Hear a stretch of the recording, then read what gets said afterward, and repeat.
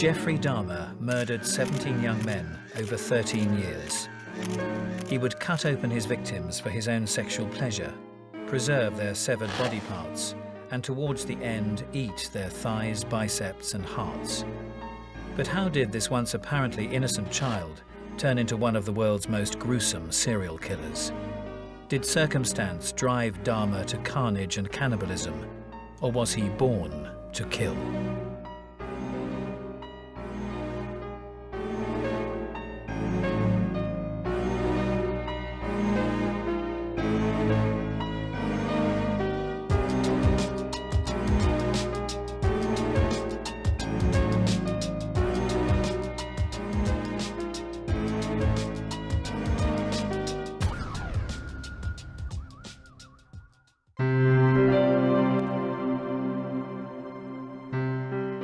Jeffrey Dahmer was one of the most infamous serial killers of modern times. His name is synonymous with mutilation, necrophilia, and cannibalism. You think of the crimes that he committed, they're so horrific, you kind of think only a madman or somebody totally evil incarnate would do this. But when you talked with Jeff Dahmer, you just did not get this idea. He could be engaging, he could be bright, witty, he could make jokes. He was able to fool a lot of people. People that worked with him had no idea that he was a violent man. This was part of the real danger of Jeffrey Dahmer. He could join you or me at lunch and no one would detect that he was a violent person. Jeffrey Dahmer on the surface was not an abnormal appearing individual. He was fairly good looking, he was well spoken, he was articulate. Never in a million years would I have guessed a homicidal maniac. To me, he's always been really a tragic figure, which is kind of hard for a lot of people to understand. But I don't really think of him as, you know, the serial killer monster. I just think of him as this kid who was spiraling out of control and nobody stopped him.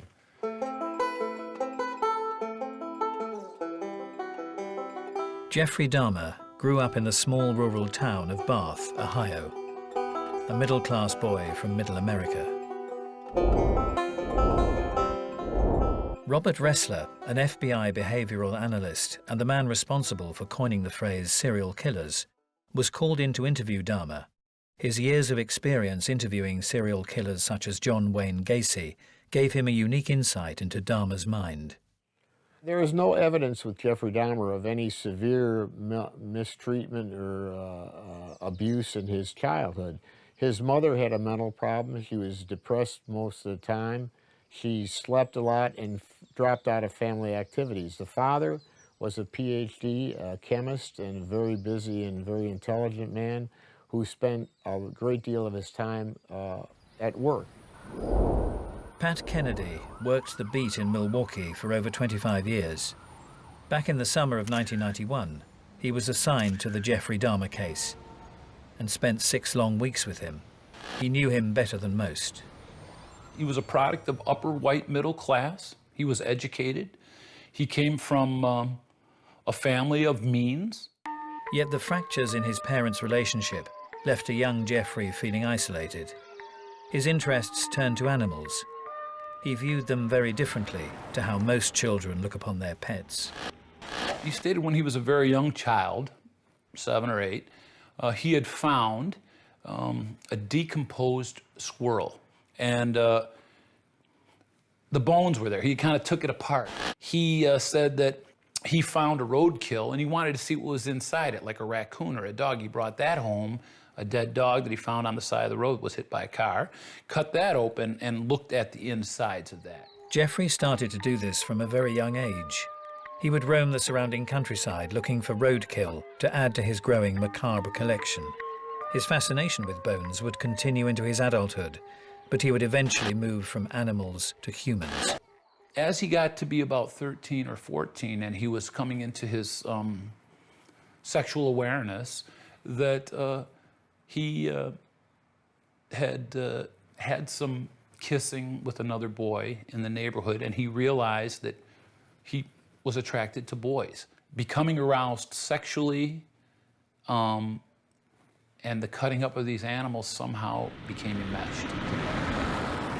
So what he did as a young man with animals, he eventually did do later on in life with human beings.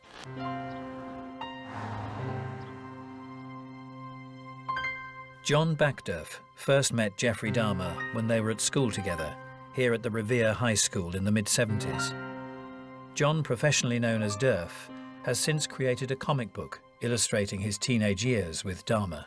Dahmer? Well, he had a pretty rough time here, as did a lot of us. You know, he was a constant victim of harassment and abuse. He was beat up a lot, especially early on. Later, you know, they sort of got bored with him, but early on, I imagine he had it pretty tough.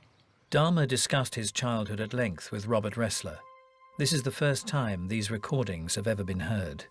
I was up visiting a friend's house, walking back home in the evening, and I saw these three seniors from high school approaching me in the darkness.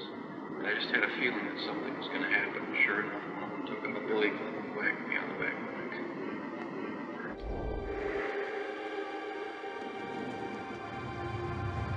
When we got to high school, it was when suddenly he became this incredible freak, you know, with the drinking and erratic behavior. By this time, Dahmer had discovered that drinking was one way to dull the pain of his confusion over his sexuality and his sinister fantasies. Did you have problems with daydreaming where you didn't concentrate in school? Well, in junior year, that's when I started drinking, so that was a problem, yeah. Were you ever called on the carpet for that? A couple times. Yeah. Did you have problems as a result of that? I was punished for it. Yeah. Obviously, someone getting drunk at 7 in the morning is not a good thing. Showing up at school just reeking of booze. Jeffrey was a lonely teenager who kept to himself. When he did become the center of attention, it was accidental. Well, I was on the yearbook staff along with a couple other of my friends. So we would goad Dahmer into sneaking into various photos for the yearbook, and one of those was the National Honor Society, which obviously he was not a member of. And when the advisor caught a look of it as we were pasting it up, he blacked his face out of the photo, which they then ran, which is sort of a symbol of his wasted youth. Just this blacked out face, you know, the boy who didn't exist. Jeffrey's complex character meant that while seemingly happy to fade into the shadows, he also felt a desperate need to draw attention to himself. A bunch of us got together and put a pool in of $35, I think it was, for him to put on a performance at the mall of his seizures and epileptic fits and various acts of weirdness.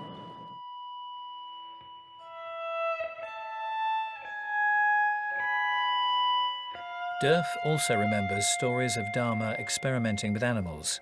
His odd behavior was evident one fishing trip. Pulled a fish out of the lake, just a little sunfish, and took out a pocket knife and slashed it to bits. And my other friend said, "What the hell did you do that for?" And Dahmer responded, "I just wanted to see what it looked like." As a teenager, as an extension of his childhood fascination of dead animals, Dahmer began to construct fantasies of sex with dead or unconscious men. Dahmer told me that on one occasion he had seen in the newspaper an account of a young man who was killed on a motorcycle. And he fell in love with the individual just from the photograph. He actually went to the funeral home to view the corpse, but he became so aroused that he excused himself into the bathroom where he masturbated. This was also apparent in his fantasy of killing a local jogger. He thought he would wait in the bushes with a baseball bat. This guy would come by and he'd bonk him in the head and he'd have this guy. And he actually said he went out and waited for the jogger one day with a baseball bat, but he didn't come by that day. The breakdown of his parents' marriage meant that 18-year-old Dahmer was left alone with his fantasies. His mom split, and his dad had already left, and he was left alone in the house. But the adults really failed him, there's no question. His parents, his teachers. Were you pretty upset by that breakup? I knew it was inevitable, Yeah. but it was pretty obvious. Yeah, I was upset. Yeah. Depressed. Yeah. Nothing I could do. Yeah, for sure. And it was this that led to the death of his first victim. Dahmer told me that one fantasy that he had was that he would encounter a hitchhiker, and he would have a narrow waist, broad shoulders, a bare chest. He would not have a shirt on, and he would have very little hair on his body. He would pick up this hitchhiker, and that they would have a great time together and all sorts of sexual adventures. He was driving down the road, and he saw his fantasy hitchhiker. The subject of Dahmer's fantasy was 16-year-old Stephen Hicks. Hicks was a free spirit who was hitchhiking to a summer festival. This was a common form of transport in 1970s Ohio. Little did Hicks know who he would encounter in this car. He brought the guy home. They had access to alcohol. They were drinking. They got a little intoxicated. But when the guy wanted to leave, Jeff did not want him to leave. He wanted him to stay because he was lonely, and also he was intoxicated. He said that when he tried to stop the guy from leaving, a little bit of a wrestling match broke out. And as they were wrestling around, that's when Jeff grabbed the hand barbell and smashed the guy on the head. Now, he said when he hit him, he wasn't thinking, I'm going to kill this guy. I just want to keep him here. Dahmer cut the body up and placed it in black bin liners. He loaded them into his car and was planning to dispose of them when he was stopped by a police officer for a minor traffic offense. As he was writing him a ticket and came back to give him the ticket for crossing the yellow center line, he, like any police officer, he took his flashlight and flashed inside the car to see if there's any weapons or any contraband, like any good cop. And he saw the 5 bags. And the guy actually said, hey, what's that back there? And he said, oh, that's just some trash I was going to take to the dump. I just didn't get there yet. And the cop gave him the ticket for crossing the center line and left. This was the first of the many missed opportunities when Dahmer could have been stopped.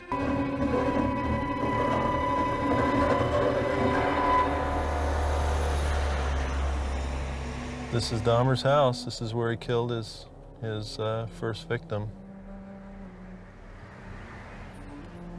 He took it into this crawl space and apparently stripped the flesh off the bones underneath there. And when the cops went in there, turned this light on, and the whole thing lit up. Ceiling, floor, walls, everywhere, just covered in dried blood. He then smashed the bones up with a sledgehammer, stood in the middle of the woods, and spun in a 360-degree circle, throwing the remains as he turned. He said for the next couple of weeks he'd read the paper every day to see was there anything about this guy missing or anything. Never did. So he realized, I got away with murder. I killed somebody and nobody knows about it. I'm gay and nobody knows about it. Again, from the very beginning, more secrecy became part of his life. It also tortured him. And that's kind of how it started, and then it just grew from there. It would be 9 years before Dahmer would kill again. Once he did, he would be unable to stop.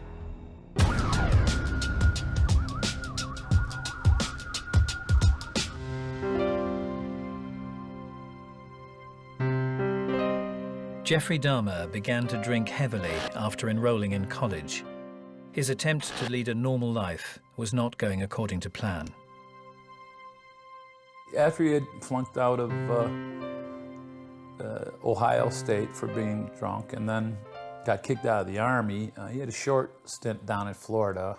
It didn't last very long. With no job and no skills, but consumed with a desire to kill again, Dahmer went to live with his grandmother in Milwaukee, Wisconsin, trying to find solace in religion.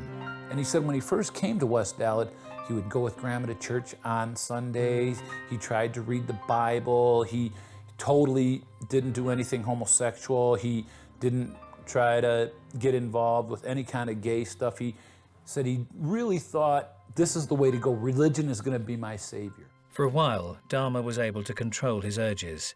However, this proved to be the calm before the storm. An interesting thing that tipped the balance for him was he was at the Wauwatosa Library. As he was sitting there reading a book, a young man walked by him and threw a crumpled up piece of paper in front of him and walked by. And Jeff took it, opened it up, and inside it said, if you want a blowjob, meet me in the men's room. Do you think that that note-throwing thing was kind of a catalyst, kind of a trip-off? It seems that way to me. Because that's when everything started falling apart. What did that mean to you? I mean, this thing. It just, well, I was just sitting there sort of throwing out a challenge to whoever, and sure enough, it started falling You didn't apart. go, you didn't follow the guy. I didn't. You didn't meet up with him. He said that set the stage for seeking more contact from a sexual side with young men, and that led to homicide, and that went on 17 more times. Incapable of relating to people, but desperate for his own brand of necrophilic sexual contact, in 1985, Dahmer started to hang out in gay bathhouses, where he would take his partner to a cubicle and drug them. He was a very selfish lover. He wanted to be the giver. He did not want to be the receiver of homosexual sex. Actually, he enjoyed oral and anal sex, but did not want anyone to perform anal sex on him. Sex for Dahmer was a matter of obtaining and exercising physical control of his partner, but when word got around that he was drugging young men, he was banned from the local homosexual hangouts, so resorted to using hotels.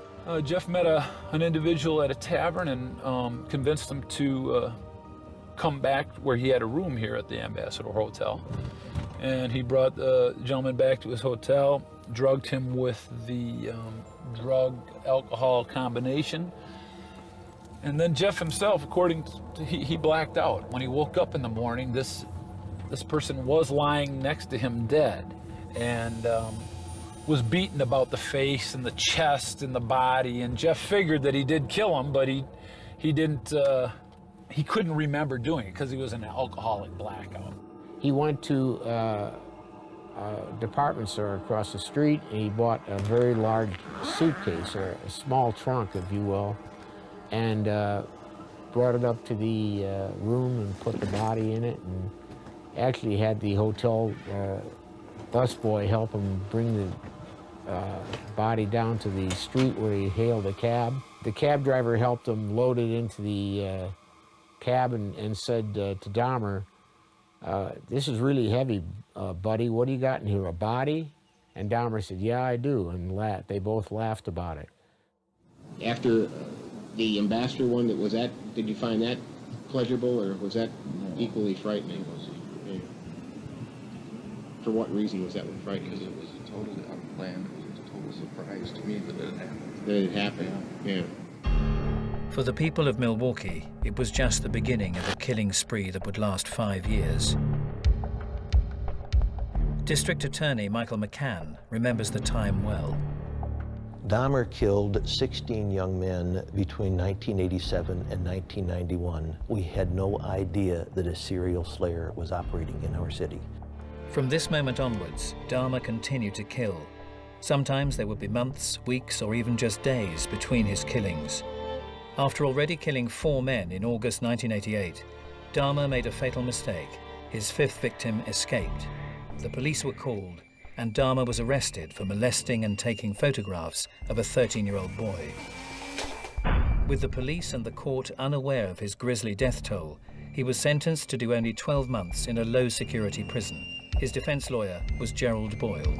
He had to spend first year in a very, very uncomfortable environment of the county jail, where he could only get out to go to work, a very hard way to serve time. So the judge gave him this very strong sentence, but nobody could guess. He had already killed 4 people by that time.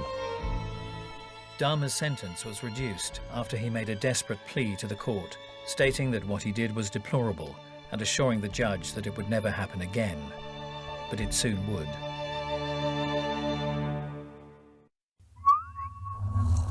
Dahmer needed to get his own place. He moved from his grandmother's house to flat 213 Oxford Apartments. So here's the building where it used to be, and now the city has done nothing with this. Absolutely nothing. It just sits there fallow. Now the building was in this design. It was a rectangle, 3-story, white stucco, 36-unit apartment. Behind this door was a place for Dahmer to fulfill his fantasies and commit horrendous acts on others, a place of death and destruction. He would pick up many of his victims from gay bars. This area here is pretty much where kind of the gay area kind of starts. This place right here, 219, was the place he liked to go for the, they would have the drag shows. And right next to it, C'est La Vie was another one of his favorites. As we go this way, there's a couple. Now, he was considered kind of a honey. I mean, he was a nice looking guy. I mean, people thought he was nice looking. And like I said, I wish I could be as lucky with women as this guy was with men. I mean, he got laid a lot. And he didn't kill everybody that he was sexually involved with. Local bartender Tony Timer remembers Dahmer well. Come to the back bar and he'd order a drink and he'd get a drink and he'd go and he'd sit in the corner. He was in his own little world, or like he was always waiting for something, which obviously he was. Now, you know. It was here that Dahmer met Tony's good friend, Eddie Smith. Eddie was such a wild, crazy person, so you couldn't help but like him, which, you know, Dahmer did. And so they knew each other real well, you know, well enough to make him comfortable enough to go into a house and take photographs. Eddie dreamt of becoming a model, and Dahmer knew all the right things to say. At $100 a session, it was easy money. Eddie would be sitting at the bar, and all of a sudden, you know, sometimes he would turn around and say, I gotta go, gotta make some money. And I'm like, where are you going? And he'd just turn around and look towards the hallway, and I'd see Jeffery standing right there. And I'm like, oh, you're going. Okay. Well, call me when you're whatever, you know. On Wednesday, the 24th of June, 1990, Eddie met up with Dahmer and was seen dancing with him at the Phoenix Club. He just left with Dahmer and never came back. It was only at the trial years later that Tony realized that the same quiet man who used to drink at the end of his bar was the same man who had brutally murdered his friend. The community was shattered, you know, I mean, people stopped coming out. That blew my life apart. It didn't just affect my life. But it wasn't just the gay community that Dahmer targeted. He was an opportunistic killer who was always on the lookout for potential prey. One of his victims was in the bus stop right here. Right up here is a young man from Upper Michigan who was just down here visiting. And Jeff Dahmer met him in the bus stop right over there in front of that McDonald's and convinced him to come home with him. And that was the end of that guy. Some of the men that he victimized were homosexual, some were not. He would approach them and suggest that he'd like to take pictures of them. Would they come to his apartment? He had already prepared at that apartment a drug that he would induce them to drink. He said once he snapped the lock on the door and the person was in his apartment, he seemed to become more aggressive, more powerful. It was almost like a psychological transformation, and he became more sexually aroused. He would lay listening to their heart, and he trained himself to learn when they were coming out of the drug-induced coma by their breathing, because it would start to get kind of sharp and short from the long breathing of a drug-induced. And that's when he knew it was time to kill them. He would then perform oral sex on them before strangling and dismembering them, and often keeping his favorite body parts around his flat for days on end. Sometimes he would have sex with the individual as they were unconscious, but always after they were dead as well. So it became, I think the preference was for the dead person, because that way he didn't have to deal with conversation, he didn't have to deal with denials or rejections. It was strictly on his own turf at that time. He had all of his victims back at his apartment where he would be able to enjoy himself by going through the rituals that he needed to perform. Acts of sexual activity combined with destruction of the bodies. He would come back from work and make love with the dead body. He would sleep with it. He would lie with it. He would rub it and have sex with it. He was just very, very enamored with the concept of opening a body, seeing the internal organs spill forth, and several of the bodies he would put in his bathtub and pack with ice in midweek because he had to work the next day, so he could keep them for the weekend where he'd have more time to enjoy himself with these bodies. He said to do that he'd have to shower with cold water so he wouldn't melt the ice. It was uncomfortable, it was well worth it. One way to understand Dahmer's obscure fantasy world is to talk to someone who shares Dahmer's interest in death and bodies. Nico Klaus is better known as the Vampire of Paris. A convicted cannibal and murderer, Klaus killed a man in cold blood in October 1994. He served just 7 years in prison and is now free to walk the streets. So I can really relate to somebody like him. I can understand what went through his mind and what his obsessions were.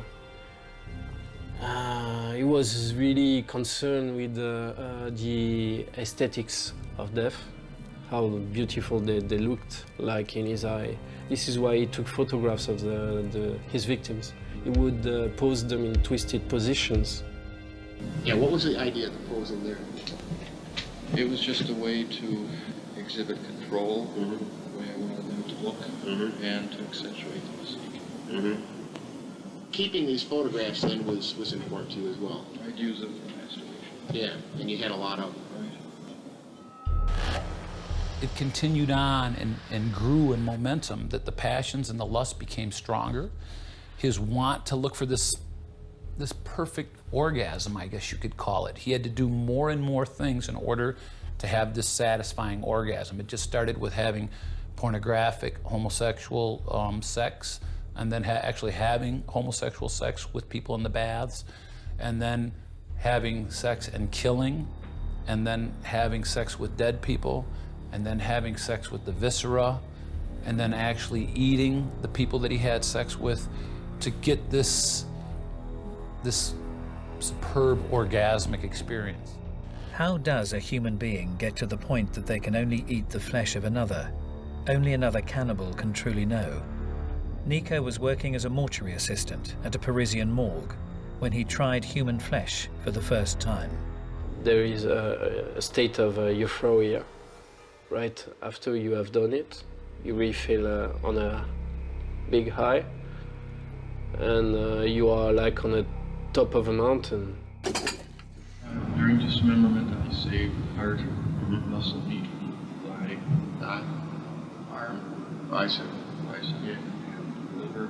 Cut it into small pieces, washed it off, put it in these clear plastic freezer bags, and put them in my floor freezer. Just as an escalation, trying something new to satisfy. And I would cook it, and then look at the picture and masturbate Afterwards, did that have any positive effect to that ritual? It satisfying. It made it feel like they were more part of me. What he did was he bought an adaptable grill to put on his gas stove. We found this, and he said he would just kind of sear it on both sides with a little oil. He did add some condiments to it, some vegetables and mushrooms and onions. And towards the end there, that was the month before we caught him, pretty much the only meat that he ate was human. Flesh tastes like horse meat in my experience, but of course it depends on the part that you eat. Ultimately, Dahmer wanted a partner he could completely control, dead or alive. He began fantasizing that he could make things much better for himself by creating a sex zombie. And the sex zombie, he thought, would stay with him, and all the time he would not have to murder anymore. I wasn't getting the satisfaction from having to kill people. So I took it to a new level. I had a hand drill that I used for normal things like installing my alarm system and everything. Drills a small bore with a skull very quickly. And with a large syringe. I filled that up with kerosene, injected it into it. Filled it? Yeah, injected it into the front. I was hoping to produce a zombie-like state. He was not interested in having a relationship with a willing victim. He wanted total control over a human body and do whatever he wanted. He had met 14-year-old Konarak Synthosymphony in the Mall when he tried out his new drilling technique, but he made the mistake of leaving him alone. I saw him sitting on the sidewalk. Two girls were with him. They called the police. They had to think of a story quickly. They told him that he was a friend. He gets drunk. He was not wanting to go back, so one officer grabbed him by this arm, another officer grabbed him on the other arm, and they walked him up to the apartment.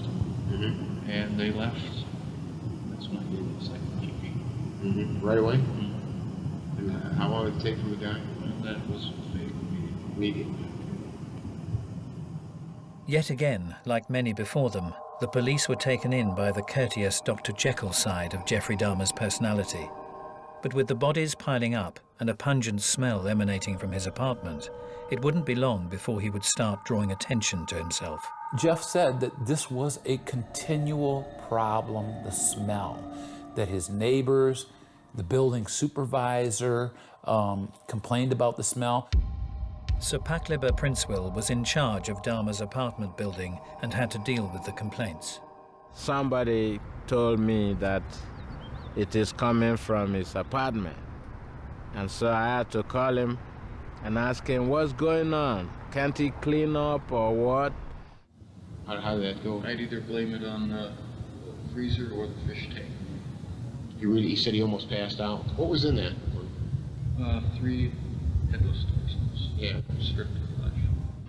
The man who brought an end to Dahmer's reign of terror was 32-year-old Tracy Edwards, who after escaping from Dahmer was running down a street with a pair of handcuffs on one wrist when he managed to flag down a passing police car.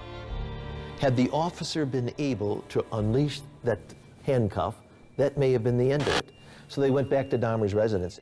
Jeff opened the door. They said who they were and what they wanted, but Jeff didn't have the key for the handcuff because the way he got the handcuffs back from his victims was by cutting off their hands. When they entered the apartment, one of the officers saw some pictures in a bedroom of a skinning of a human being, looked at the pictures, was surprised, then looked around the room and realized he was in the very room where those pictures had been taken. He yelled out to his partner, "Grab him." When I arrived, I saw Dahmer was arrested on the ground, handcuffed, and I was told by the officers to look in the refrigerator. At this time, when I did open up the refrigerator, what I found in there was an empty refrigerator with a cardboard box containing a freshly severed head of a black male. The eyes and the mouth were open. It should be stated that the interior of the refrigerator was immaculately clean. In the back was a box of Arm & Hammer baking soda, and on the side were condiments, mustard, ketchup, A1 sauce.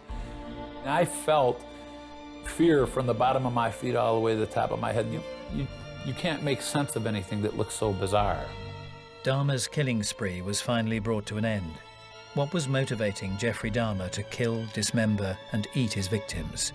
Was he sane or insane?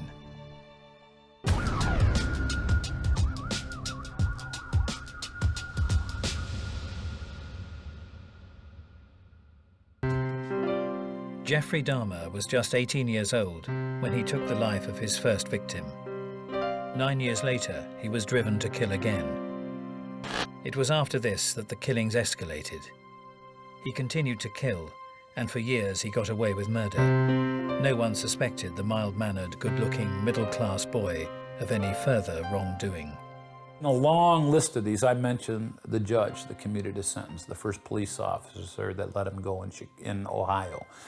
When he first got out, he was on probation, but not once during his entire time of being on probation did a probation officer come to his apartment, much less make a surprise visit to his apartment.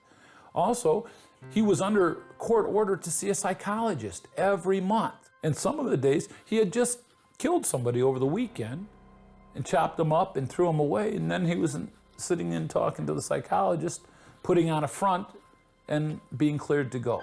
This time was different. They had him in custody, and they weren't about to let him out of their sight. Knowing that it was all finally over, Dahmer signed away his rights to an attorney.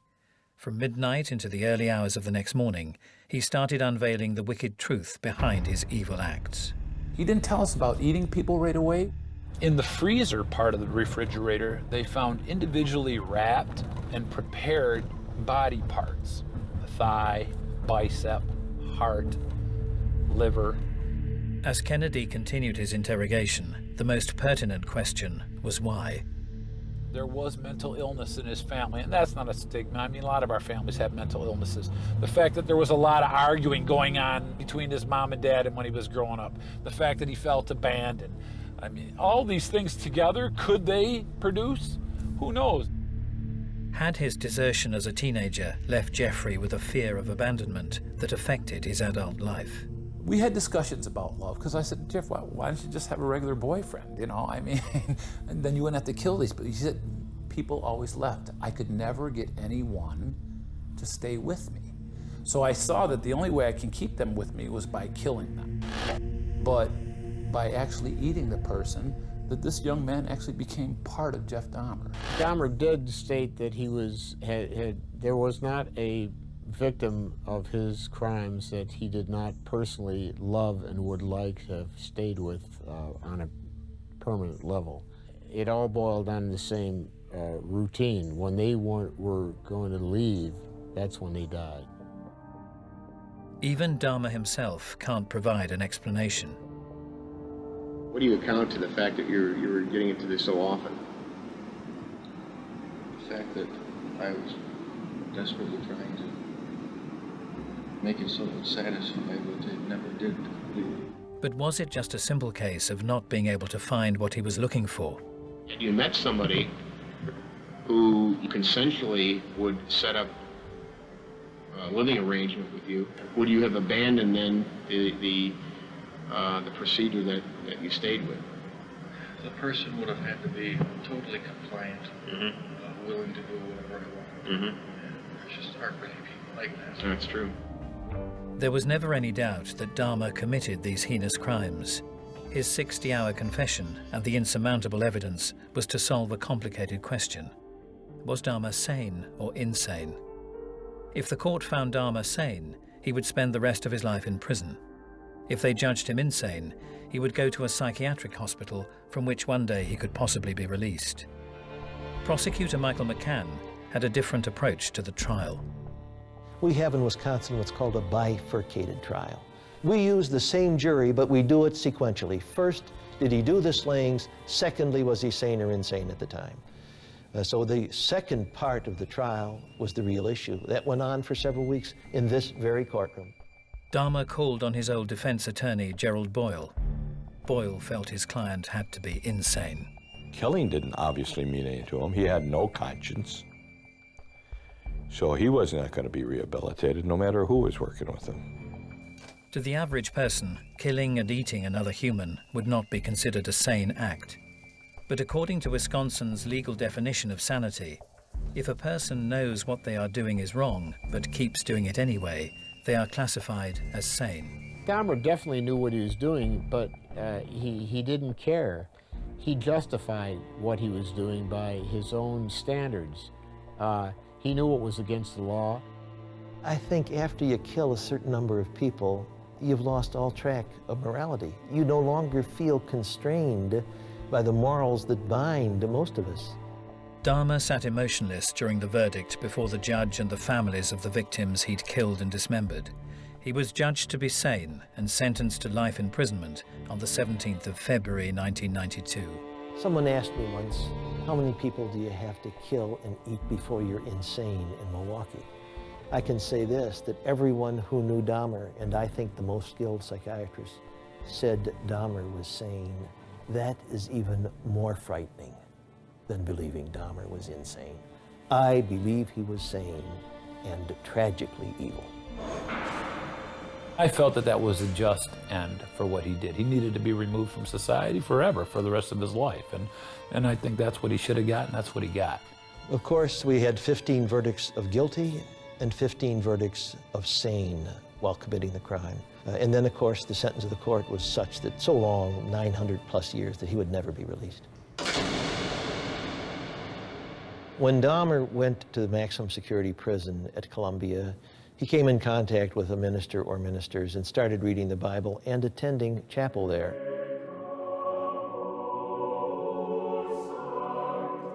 Faced with life imprisonment, Dahmer turned to religion once again for comfort and possible salvation. Eventually, he asked local Church of Christ minister Roy Radcliffe to come to the jail to baptize him. After I agreed to baptize him, he heaved a deep sigh of relief because he was afraid that I would say, I can't baptize you because your sins are too grievous, your sins are too bad, your sins are unforgivable. Well, that violates everything I've ever believed, and I would never say that. Jesus Christ came to save sinners. Jeffrey Dahmer was a sinner, and it's as simple as that. It was our first Thanksgiving holiday that was coming up, and so he made a big deal about giving this card to me, and it was written out and so forth. He talked about how much he was grateful for all that I'd done for him and how thankful he was that I was in his life and I hadn't given up on him. The only emotion he ever had confessed to regarding his murders was love. It wasn't hatred at all. And I never saw a sense of malice or anger or hatred toward any of his victims at all. In November 1993, 2 inmates were killed by delusional schizophrenic Christopher Scarver at the Columbia Correctional Institute. One was Jesse Anderson, the other was Jeffrey Dahmer. Scarver got a piece of equipment off an exercise machine, crept up upon Dahmer and bludgeoned him to death, and then crossed a gymnasium and bludgeoned to death Anderson. He knew that he was going to be killed if he asked for the general population. And talking to the investigators said that the gentleman that was killed with him, Jesse Anderson, had all kinds of defensive marks where he tried to stop Carver. But Jeff Dahmer had no defensive marks on him, that all his strikes were from the beginning, from the head. And a very interesting thing, what I thought was interesting, was he was killed with a hand barbell, which is the same instrument he used to kill his very first victim. He was a young man that I felt a friendship toward, and I'd lost a friend, and so I was very much in shock and disbelief about it at first. I felt somewhat sorry for the man being beaten to death by another inmate. Didn't seem right. It's not supposed to be what happens in prison. It did kind of shake me up a little bit. I don't know if this means I'm, not the macho guy I wanted to be, but I felt really conflicted about it. Because I had got to know him, I saw him as a very tragic figure. I guess I felt sad that he was dead because I don't believe anybody needs to die like that. He died pretty brutally, but you can't say he didn't deserve it, but still. I think at that point it's probably a relief to him, I would think. That was no kind of life. I was kind of elated. I was kind of happy. I'm like, well, good riddance. I'm glad it's over. That's the least he can do for me, for taking my friend. And he didn't deserve to live, not after that. Jeffrey Dahmer was cremated immediately, although his brain was removed at the request of his mother. She wanted the brain studied because she's trying to offset the belief that Lionel had suggested that somehow his brain was deformed. About a year later, the scientist involved with the brain decides there's no abnormality with his brain. Was Dahmer's behavior simply down to nurture? Was Dahmer not born to kill? No, I don't think he was born like that. I think it's environmental. And I disagree. I think anybody who in a young age is the victim of abject loneliness is probably going to have serious problems in life of one nature or another. Did he choose evil? Yes. Was he an evil person? I can't say, and I wouldn't say that about anybody, especially after I spent so much time with him and saw parts of him that were very much like you and me. He had cares and loves and feelings like anybody else. Did he have some? I personally thought he was crazy. You'd have to be crazy to do what he did. I don't think Dahmer was born to kill. I think Dahmer had the benefits of a good family, a basically good family, a decent area in which to be raised, educational opportunities. He chose not to accept them.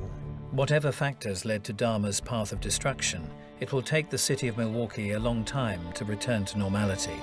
He's scarred the city.